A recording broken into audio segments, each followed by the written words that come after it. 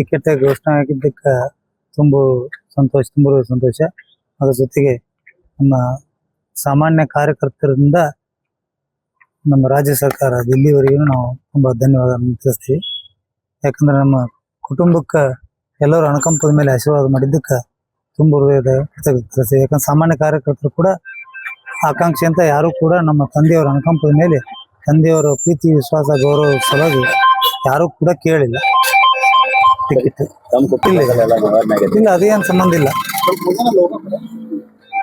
ಗೊಂದಲವಿಲ್ಲ.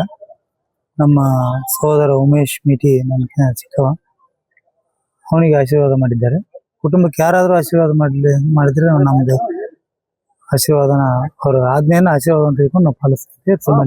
ನಮ್ಮ ಮುಖಾಂತರ ನಾವೇನು ಎಂದೂ ಹೇಳಿಲ್ಲ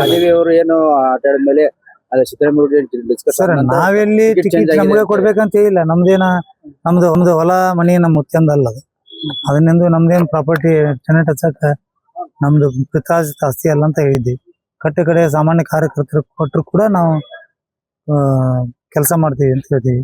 ಈ ಬಗ್ಗೆ ಜೊತೆಗೆ ನಮ್ದು ಗೆಲುವು ಖಚಿತ. ಯಾಕಂದ್ರೆ ನಮ್ಮ ತಂದೆಯವರು ಇವತ್ತಿಗೆ ಹನ್ನೊಂದು ಚುನಾವಣೆ ಆಯ್ತು, ಪಂಚಾಯತಿಂದ ಹಿಡ್ಕೊಂಡು ರಾಷ್ಟ್ರ ಮಟ್ಟದವರೆಗೆ ನಮ್ಮನ್ನ ಜನ ಆಶೀರ್ವಾದ ಮಾಡಿ ನಮ್ಮ ತಂದೆಯವರು ಆಶೀರ್ವಾದ ಮಾಡಿ ಕಳಿಸಿದ್ದಾರೆ.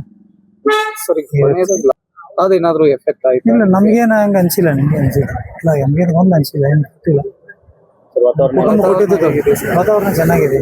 ನಮ್ಮ ಸರ್ಕಾರ, ಆಡಳಿತ ಸರ್ಕಾರ ಇರುವುದರಿಂದ ಸಾಕಷ್ಟು ಮ್ಯಾನಿಫೆಸ್ಟೋ ಏನು ಪ್ರಣಾಳಿಕೆ ಮಾಡಿದ್ರು ಅವೆಲ್ಲನೂ ಘೋಷಣೆ ಮಾಡಿದ್ದನ್ನು ಚಾಚು ತಪ್ಪದೆ ಎಲ್ಲವೂ ಕೂಡ ಅರ್ಪಿಸಿದ್ದಾರೆ. ಜನರ ಒಂದು ಎಲ್ಲ ಫಲಾನುಭವಿಗಳು ಕೂಡ ಎಲ್ಲರೂ ಅದು ಸದುಪಯೋಗ ಪಡ್ಕೊಂಡಾರ. ಅದರ ಮುಖಾಂತರ ನಮ್ ಗೆಲುವು ಖಚಿತ.